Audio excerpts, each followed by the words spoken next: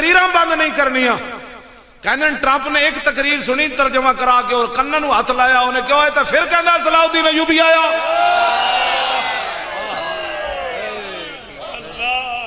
वो कहता असी तो इन्होंने केड़े पासे लाया है, कहता फिर नूरुद्दीन जंगी आया, ये कहता फिर यूसुफ बिन ताशिफीन आया, ये फिर कहता मूसा बिन नुसैर आया, ये फिर कहता तारिक बिन ज़ियाद आया, ये फिर कहता शहाबुद्दीन मोहम्मद गौरी आया, ये फिर कहता कुतुबुद्दीन ऐबक आया। कहने लगो रोको रोको, ये तो पागल है, ये तो दिमाग खराब है, मौलवी केड़ियां गल्लां करना। मेरे तो और मैं कि व्हील चेयर ते बैठ के हुजूर मैं की करना।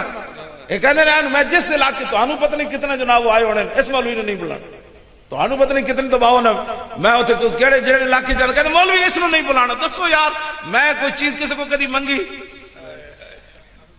चलिया जो हुजूर दी इज्जत उत्ते पहरा देना जुर्म है ना, ये जुर्म ते असी सरेदार भी करना। हाँ जी, ये जुर्म ते असी सरेदार भी करना।